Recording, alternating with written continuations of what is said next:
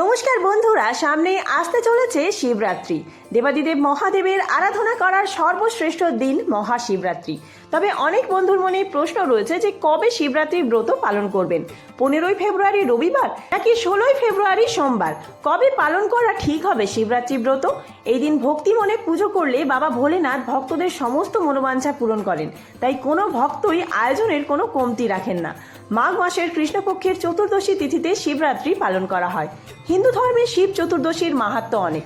তাই চলুন বন্ধুরা, আজকের ভিডিওতে আমরা জেনে নেব 2026 সালে শিবরাত্রি ব্রত কবে পালন করবেন। সম্পূর্ণ সময়সূচি পঞ্জিকা অনুসারে। শিব চতুর্দশী তিথি কখন শুরু হচ্ছে, কখন শেষ হচ্ছে, 4 প্রহর পুজোর সময়সূচি কি রয়েছে, পুজোর উপকরণ কি কি লাগবে, নিয়ম এবং মন্ত্র, এছাড়াও এই দিন ব্রতীরা কি খাবেন কি খাবেন না, সমস্তটাই রয়েছে আজকের ভিডিওতে। তো চলুন বন্ধুরা, আর দেরি না করে ভিডিওটি শুরু করা যাক। যদি আমার চ্যানেলে নতুন হয়ে থাকেন অবশ্যই চ্যানেলটি সাবস্ক্রাইব করে এবং ভিডিওতে একটি লাইক করে শেষ পর্যন্ত সাথে থাকবেন। আশা করি ভিডিওটি আপনাদের জন্য খুবই হেল্পফুল হবে। ভিডিওটির মূল পর্বে যাওয়ার আগে দেবাদিদেব মহাদেবের যারা ভক্ত রয়েছেন অবশ্যই কমেন্ট বক্সে লিখুন ওম নমঃ শিবায় অথবা হর হর মহাদেব। সাধারণত ফেব্রুয়ারি বা মার্চ মাসেই শিবরাত্রির তিথি পড়ে। এই বছরও সেরকমই ফেব্রুয়ারি মাসে পড়েছে। শিবরাত্রি কথাটা দুটি শব্দ থেকে এসেছে, শিব ও রাত্রি, যার অর্থ শিবের জন্য রাত্রি।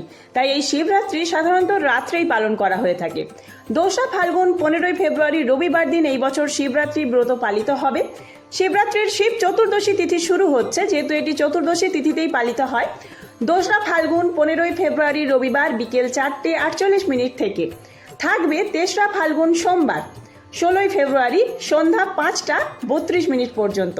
অর্থাৎ এই পরিস্থিতিতে যারা শিবরাত্রি ব্রত পালন করতে চান তাদের প্রত্যেককে 2রা ফাল্গুন 15ই ফেব্রুয়ারি রবিবার দিন বিকেলের পরে আপনাদের শিবরাত্রি পুজো করতে হবে। আর যারা রাত্রে পুজো করতে চান, 4 প্রহর পুজো করতে চান, তারাও এই 15ই ফেব্রুয়ারি রবিবার দিনেই করবেন।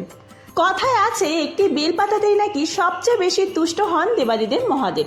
তবে আপনাদের লক্ষ্য রাখতে হবে সেই বেলপাতাটি যেন কোনোভাবেই ফুটো ফাটা বা ছেঁড়া অপরিষ্কার না হয়।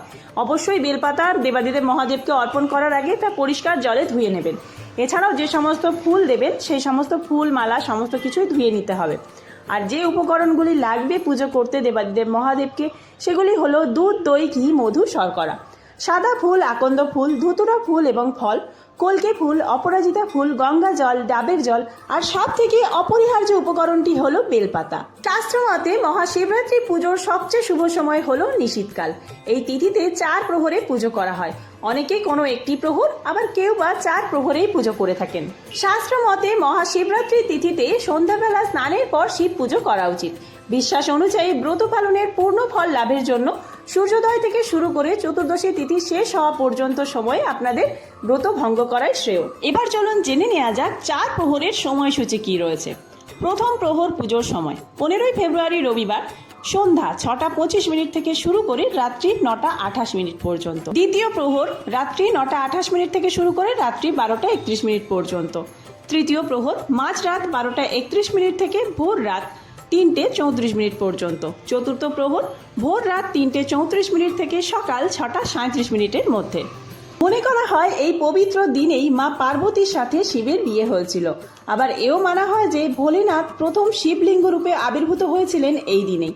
তাই এই ব্রত নারী পুরুষ বিবাহিত অবিবাহিত প্রত্যেকেই পালন করতে পারেন। পুজো শুরুর পূর্বেই আপনাদেরকে একটি পেতল বা কাঁসার থালায় শিবলিঙ্গটি বসাতে হবে।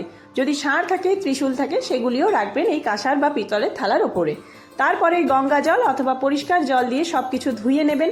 তারপরে যা কিছু নৈবেদ্য এনেছেন, ফুল ফল সমস্ত কিছু ধুয়ে ঠাকুরের সামনে মানে দেবাদিদেব মহাদেবের সামনে রাখবেন।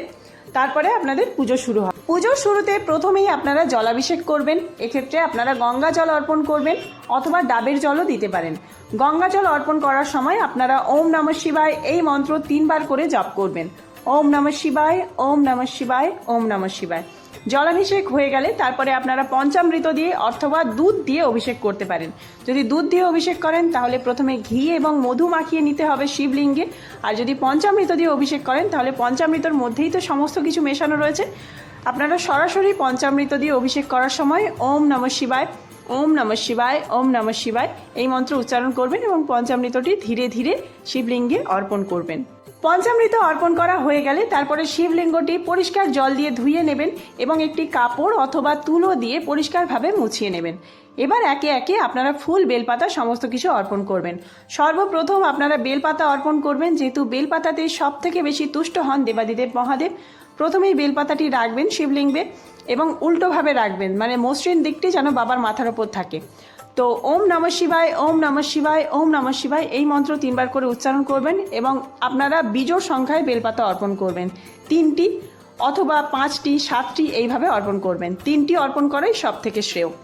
এরপরে আকন্দ ফুল, কলকে ফুল, সাদা ফুল বা যে সমস্ত মাল্য বাবার জন্য এনেছেন সেই সমস্ত মালা, ফুল সমস্ত কিছু বাবার উদ্দেশ্যে অর্পণ করুন। ওম নমঃ শিবায় এই মন্ত্র মনে মনে জপ করতে করতে অবশ্যই আপনারা এই পুজো যারা করছেন 108 বার এই দিনে এক মনে বসে বাবার সামনে ওম নমঃ শিবায় মন্ত্র জপ করবেন এবং মনস্কামনা জানাবেন।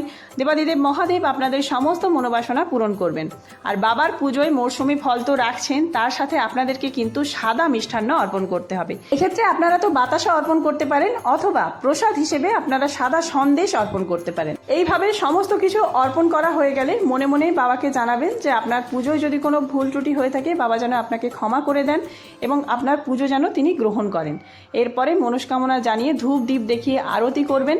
আর এইভাবে আপনাদের পুজো সম্পন্ন হবে। এছাড়াও আপনারা কিভাবে পুজো করবেন সমস্তটা ডিটেলসে আমি ভিডিও নিয়ে আসছি, সেই ভিডিও খুব তাড়াতাড়ি আসছে। সেই সমস্ত ভিডিও দেখার জন্য অবশ্যই চ্যানেলটি সাবস্ক্রাইব করে সাথে থাকবেন। আর এই ভিডিওটি যদি হেল্পফুল হয়ে থাকে বন্ধুদের মধ্যে অনেক অনেক বেশি শেয়ার করবেন। ধন্যবাদ।